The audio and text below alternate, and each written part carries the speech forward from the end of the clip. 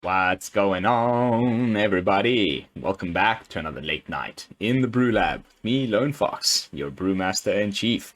And tonight in the BrewLab, I'm coming at you with a mono red werewolf deck. It's been a while since we played any werewolves. I definitely exhausted all of the werewolfness that I could werewolf back when Midnight Hunt and Crimson Bow first dropped. If you guys remember that far back, I basically tested every possible werewolf combination under the sun. But there's been a couple of sweet new cards in mono red that I wanted to try bringing into my old mono red werewolf deck. And something happened. It kind of popped off, and I do have to give some credit where credit is due. Today, I got into Diamond. Finally, the grindiest day of upper platinum I've had in a long time, but I freaking made it eventually. And what brought me over the edge was an idea that I pilfered off of Croaky's Untapped.gg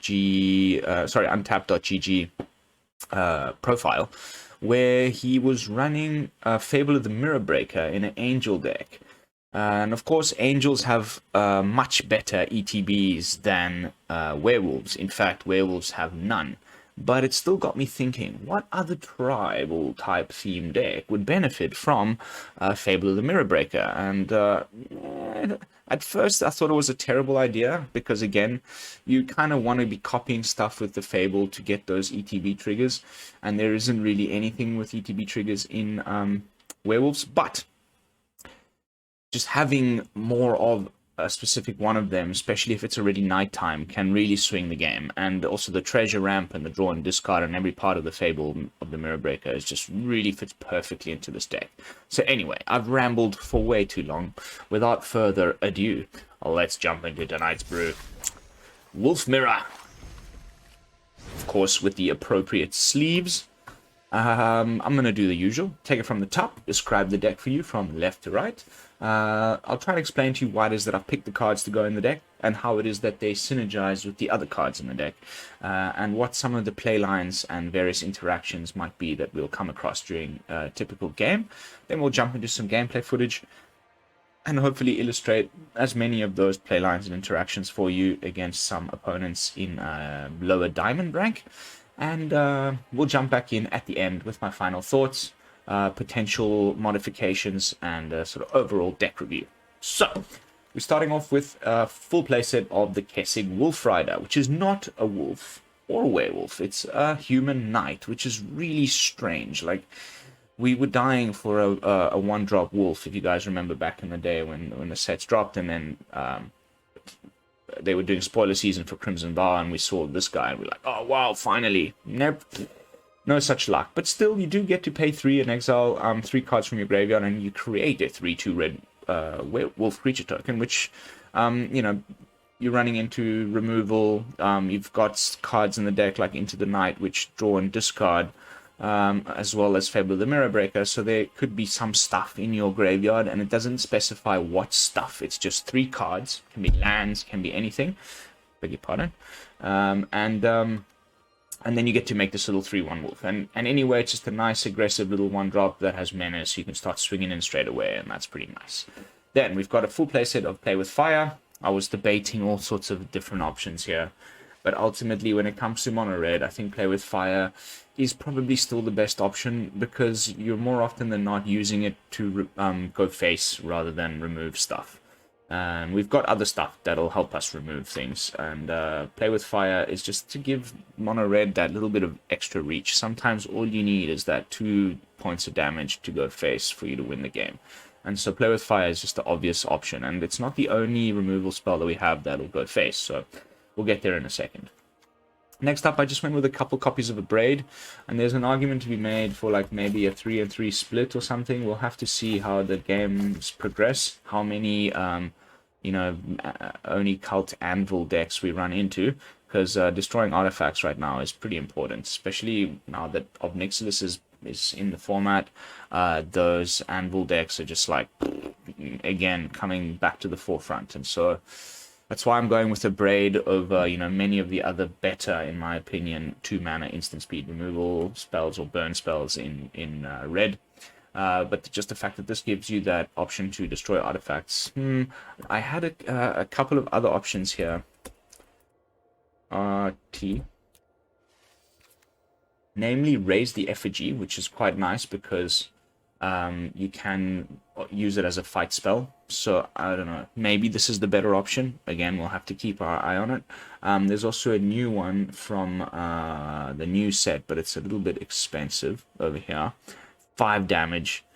Target creature or planeswalker, destroy target artifact, but 5 mana is just prohibitively expensive. It was tough. It was really, really tough.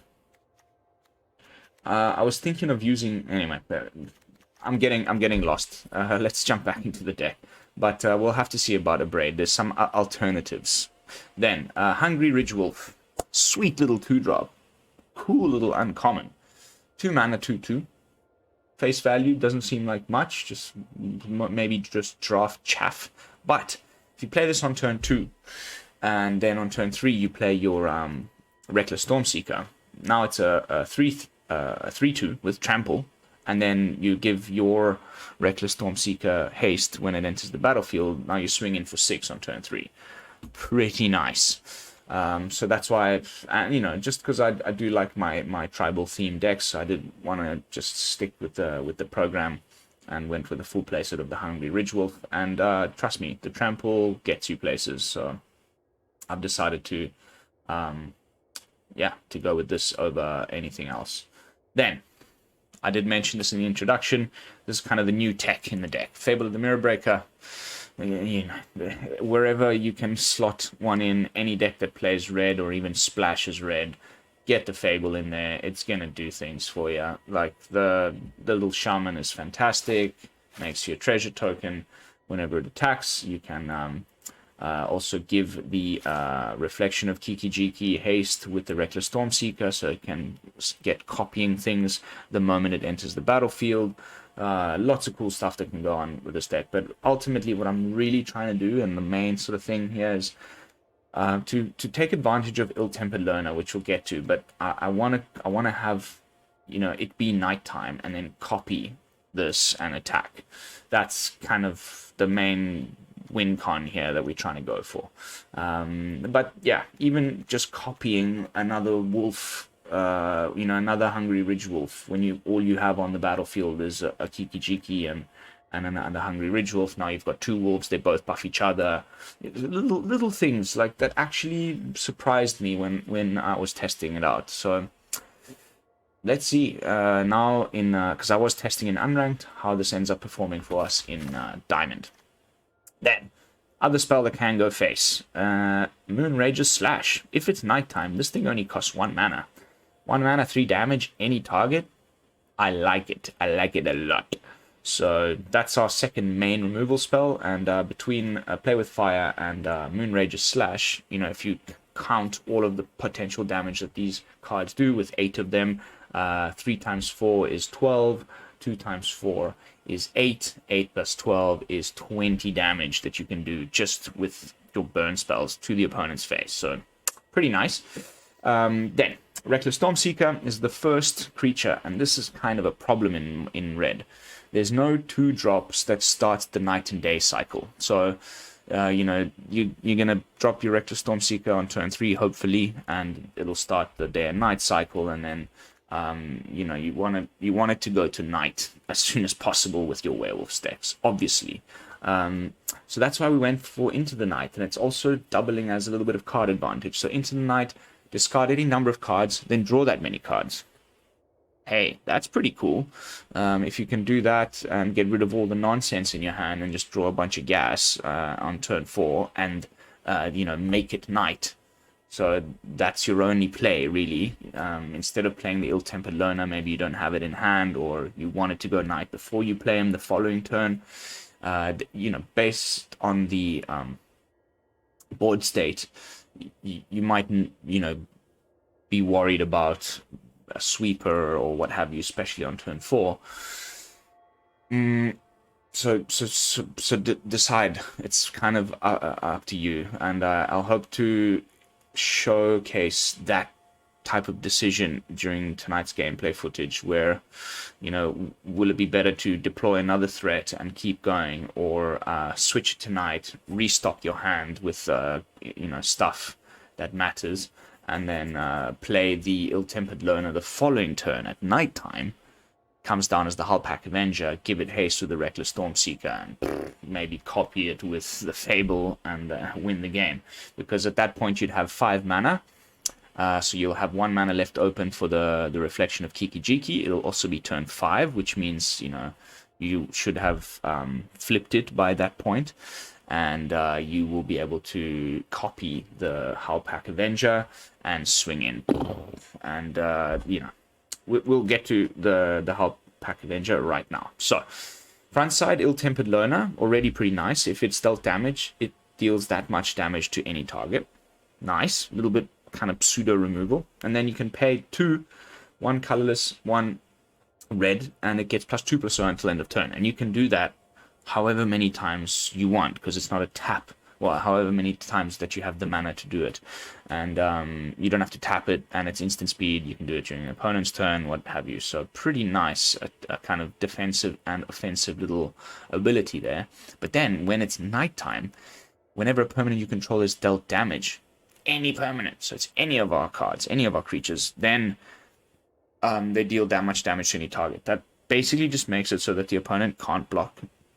Because if they block, your creatures are taking the damage, you can then send that damage to face, and they get put into this catch-22. If they block, they still take the damage. If they don't block, of course they take the damage, and it's the game-ending play right there.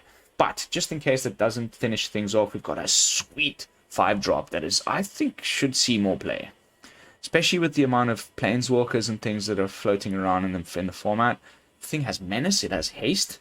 When it's daytime, it does 1 damage to each of up to 1 target creature and up to 1 target player, and or up to 1 target planeswalker. So potentially creature, planeswalker, player, 1 damage each during day. If it's nighttime, of course, that's 2 damage per each, and it gets a little bit bigger when it becomes the Dire Strain Anarchist. So just such a sweet card. You can get rid of, you know, in one fell swoop, you can get rid of a Wandering Emperor that's still hanging around on the battlefield with 1 or 2 loyalty because of it having -2 on one of your creatures the previous turn. You know, they might only just have 1 little creature on board, so the menace just gets right through it. You also get to do an additional 2 damage to face. I mean, it's a real game ender as well. So, powerful stuff going on from sort of turn 4 onwards. And a bit of setup and removal and things in the earlier turns. And that's the brew. As far as mana, we've just got 3 dens and 2 crucibles of Defiance. The rest are just some basics. I'm thinking, nah, okay, let's leave it with dens. I sometimes like to also run like the crawling barons or something. But we'll just leave it with the 3 dens for now and maybe make some adjustments along the way. Let's jump into some games. By the way, if any of you missed it, I did an announcement video today for the giveaways that I'd like to do over the next, you know, few hundred subscribers. If you would like to hear, you know, what the prizes are going to be and how it's going to work, I'll leave a link in the description down below. Actually, I'll probably pin it in the comments. Very nice. Very nice. And we're on the play with red. Seems to be some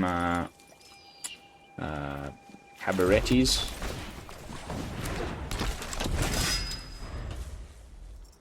The Cygnus Needle. Cygnus is a... Cygnus is... a swan, I believe. It's like the Latin word for swan.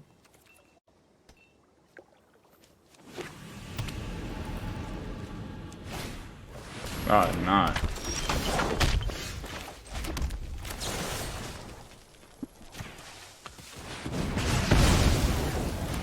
Now we definitely get rid of you. Not. This is still my least favorite deck out of any deck to play right now. I'd rather play Mill. I'd rather play almost anything than this rubbish.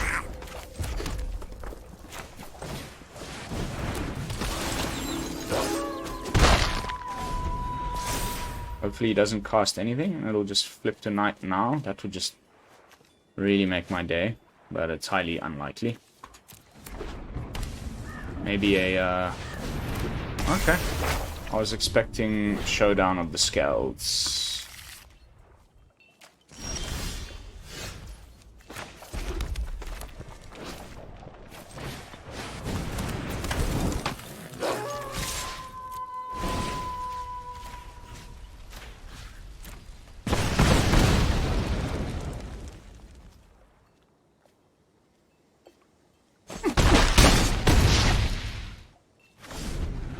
To 8. This deck has an uncanny ability to come back from the brink of disaster. Pardon me. Usually with a Rune of Sustenance, I believe it's called, the life gain one. Okay. Showdown. Nice. Very nice.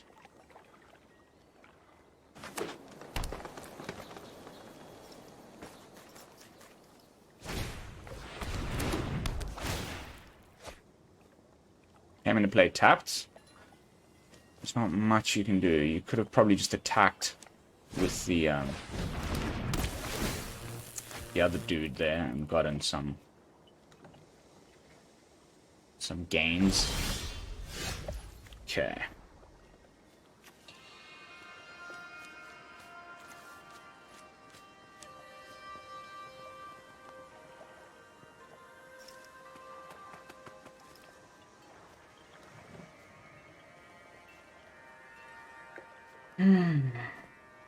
I wish I had a Reckless Stormseeker.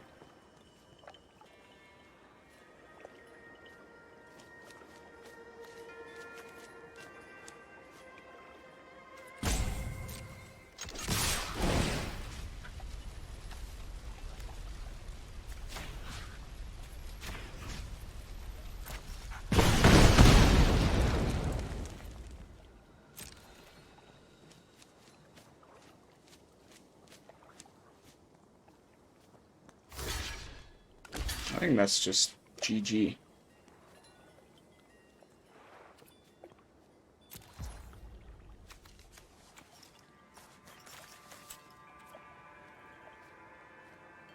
Three, four.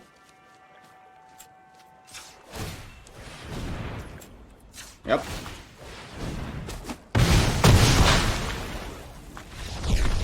Woohoo! Got him. Ill-Tempered Loner might be a bit of a sleeper, guys. People have forgotten about this card. It's super nice. I like it. Nobody wants to block it, because then they take the damage anyway. And then you can just, when they don't block, you just dump your mana into it. It's also a great thing because to have like mana sinks in a werewolf deck so that you don't cast anything so that it'll go to nighttime. So, hey. Beating on some Naya runes always makes me very, very happy, especially on game 1.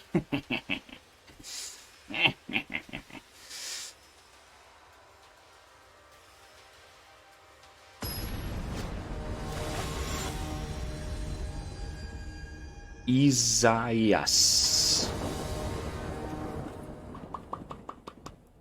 Yeah, okay.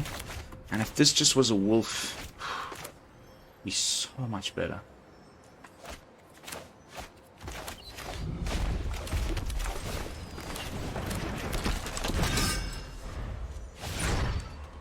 Merca.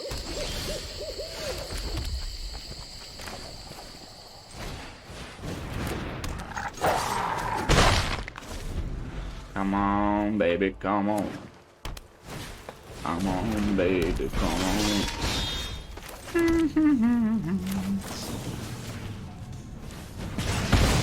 Skadoosh.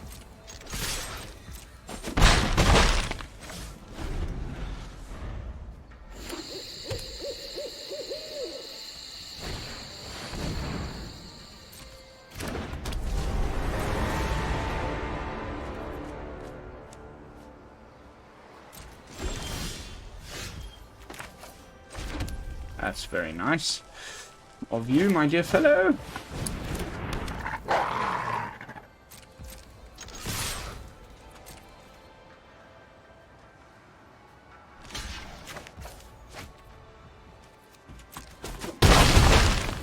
I'm absolutely fine with that. I was not expecting him to block there. Oof. Oof. We need our Moonrager slash, like, now. Okay. Or 2 player with fires.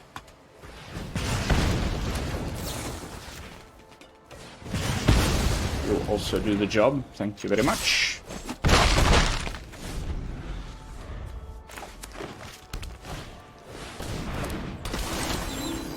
Tovelar? Clark?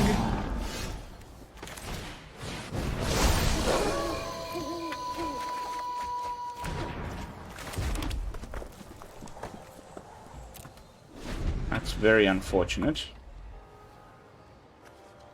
But the learner's nice.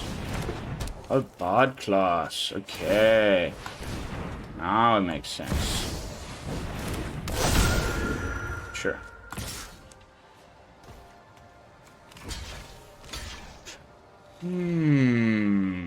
Nah. I wish it had haste.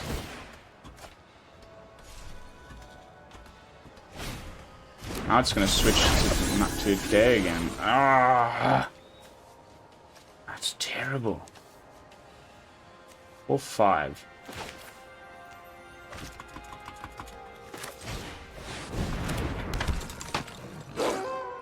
I think we've lost this one. Thanks. Yes. Kinda think we've lost this one. Which is quite unfortunate. Bard class is super busted. Incredibly strong card. What does Plarg do again? Discard, draw? Okay. Nice. It's gonna go to Knight.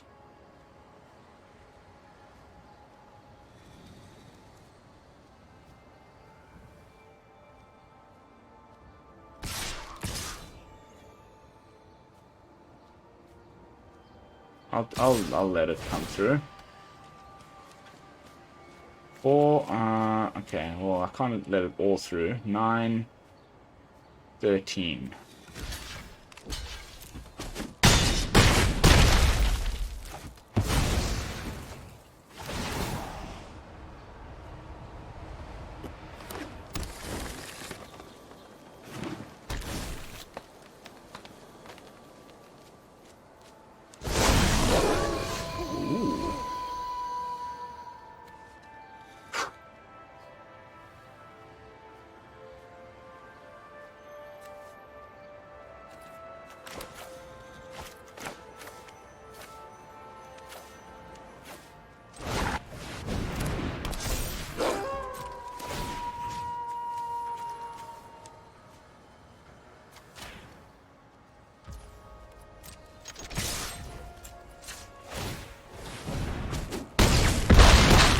Skadoosh, baby! Yes. Oh, this was really freaking fun and fresh. That was fantastic, man. Mwah. Beautiful. I like very much. Like very much. How are we doing for time? Plenty time. I am going to do a slightly shorter one because I am exhausted. Today was a long one.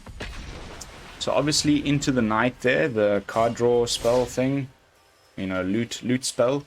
Not good if you're playing against an opponent that's also got wolves, like we just saw there with the Tovelar, but otherwise pretty nice. Zorglub.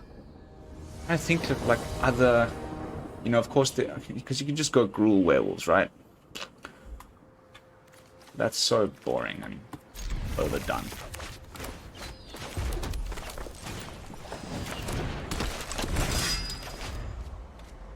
But Gruul Werewolves has a spell that...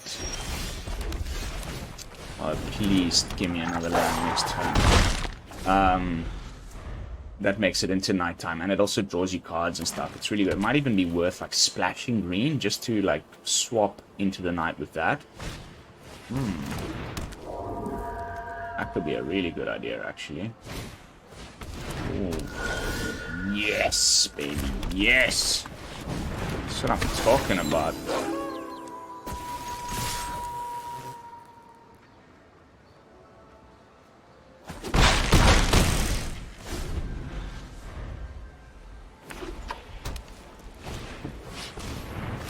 Just like to remind everybody that this is the second Naya runes within 3-4 games. Like, the people that play this deck just don't give up, do they? We've got an entire new set to play with. No, I'm going to keep playing the stupid nonsense that I've been playing for months at a time. It's enough to drive anybody insane. I'm so sick of it. It's crazy.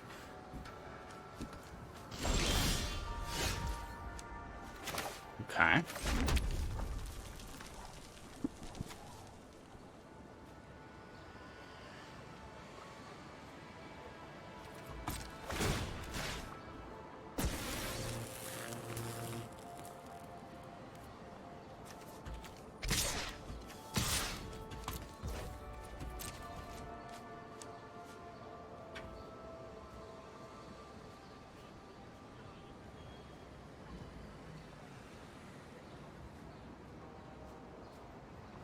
He knows I've got something, right? I mean, it's quite obvious at this point. Okay. Nice. Get rid of this dude.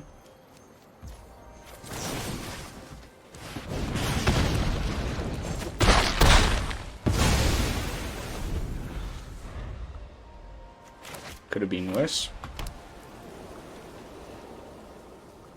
But this deck is just full of bullshit. Just, it always comes back from the brink. They got so much card draw. I mean, it's so far, at least I haven't seen a red land, so maybe it's not the Scalds version, but I mean, just give me a break, dude. And get stuffed, most of all. Cannot stand this bullshit. Ah! It's such a... Like, in best of 3, this is, like, it doesn't see any play. It's absolute trash. In best of 1, I honestly don't know what to do about it. It's like an absolute nightmare.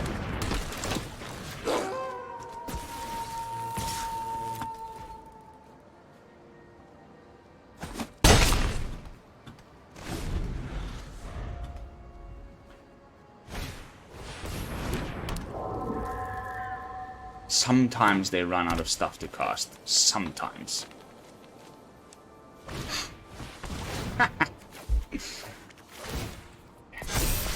Fuck you.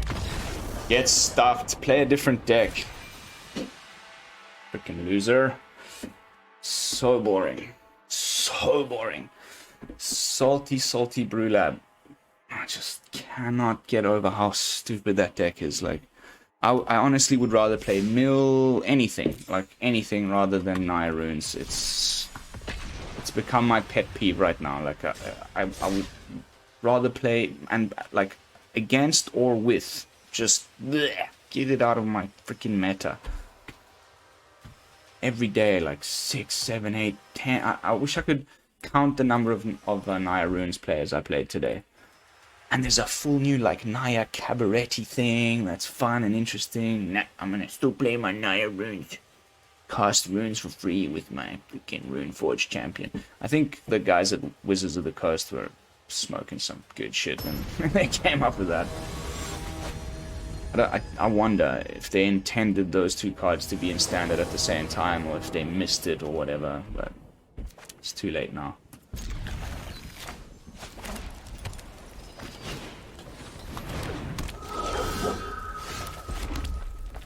Not going to play out my Wolfrider because they'll just exile it with the portable hold.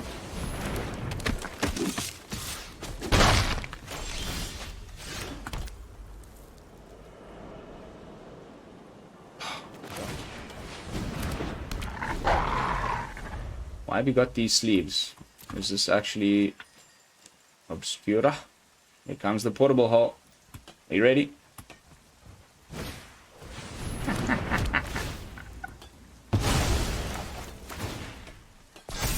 I don't draw land, I'm just gonna switch.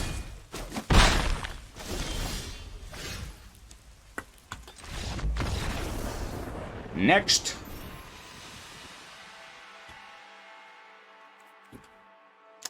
Also mono white.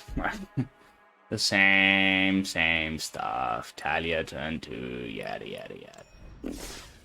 Does Talia rotate? I don't think Talia rotates. Let me just have a quick look. Just indulge my curiosity one moment. Talia, I think she's from Midnight Hunt or Crimson Ball. Yeah, ooh, we're gonna have to deal with that nonsense for a long time. At least the ass pirates, as CGB would call him, Luminarch. He's out. Thank goodness.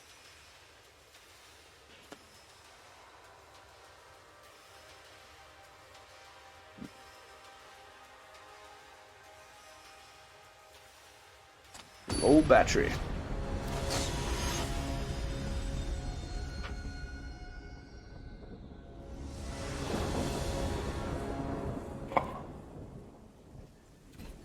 It's too much top end and no lands to play it.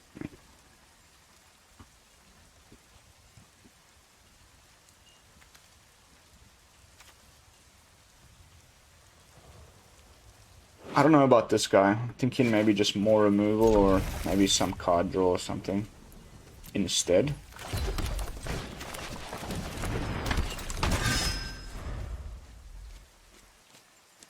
This needed to have haste. And this needed to be a wolf. Then we would have been in business.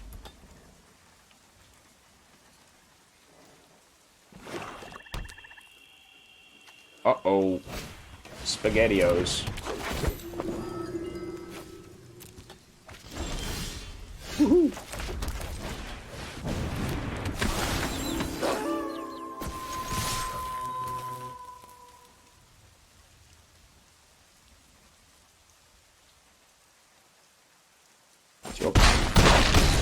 Let's through. Hey, you could have blocked, man.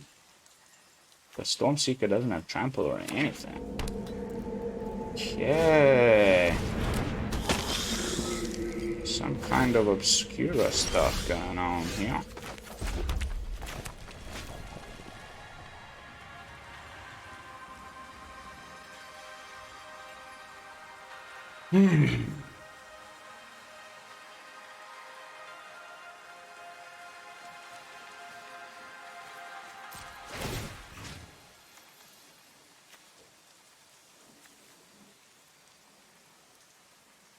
Everything has not enough, oh, dear God.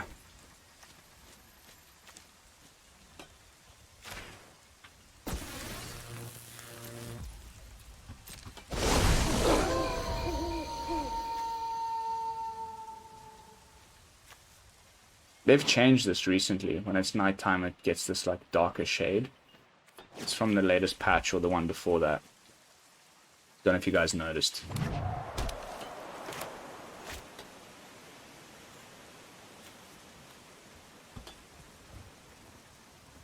No idea what's going on. Vampires.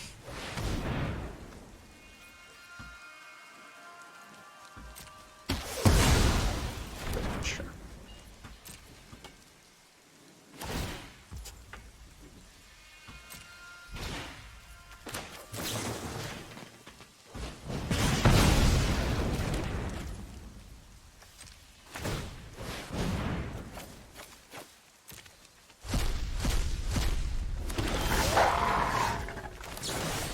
Beautiful. Lovely. Gorgeous. Just... oh. That felt so good.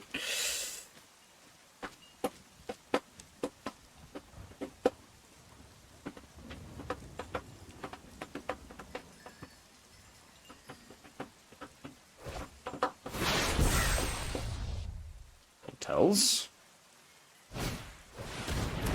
Null Priest.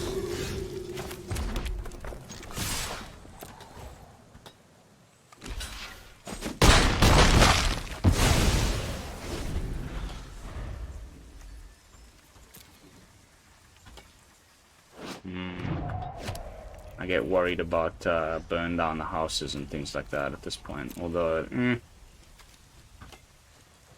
what are you reanimating? Junji? Junji? No way.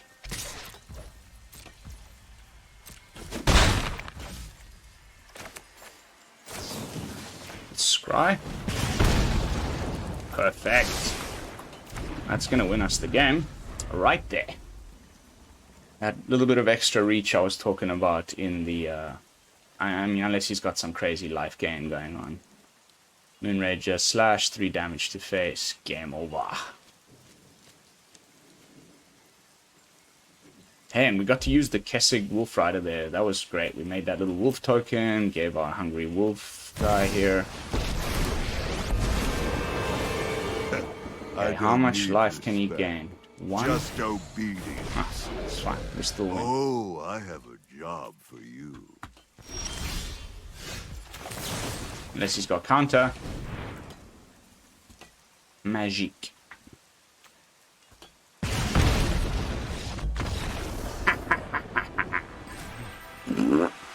Off you go, my dear friend.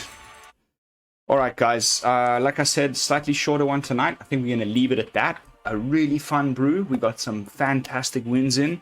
Got to showcase most of the playlines and interactions that I wanted to showcase. Did not get to use Kiki Jiki as much as I got to during testing, but trust me when I say it's worth the slot. Maybe just trim a one of and go up like an Abrade. Again, those things I mentioned in the introduction, I don't know still whether I'd like to keep it exactly like this or not. What I was coming up with there right in the middle of the video was, instead of Into the Night, you just splash a light splash of green and you go for a full play set of Unnatural Moonrise, or 3 copies of Unnatural Moonrise instead, which also has flashback. And then it becomes night, and then until end of turn, target creature gets +1/+0 and gains trample. And whenever this creature does combat damage to player, draw a card. So it's altogether kind of better than the other one. Cheaper, has flashback, draws you cards, gives trample, makes it night earlier in the game, before you get to your later stuff. So this might be the way to go about it. If we had to go with the light splash, it's not really light, is it? But yeah. That'll have to be a brew for another day. But if you guys want to test some stuff out, I would recommend trying that. Might be a really nice idea. And you could then perhaps change, since you're splashing green, maybe put in Tamios or 2 to save some of your creatures from removal. But yeah, that'll have to be a brew for another day. But thank you all so much for watching. Don't forget to like, comment, and subscribe. I will see you all tomorrow with some fresh brews. And until then, this is Lone Fox from the BrewLab signing out. Peace, y'all.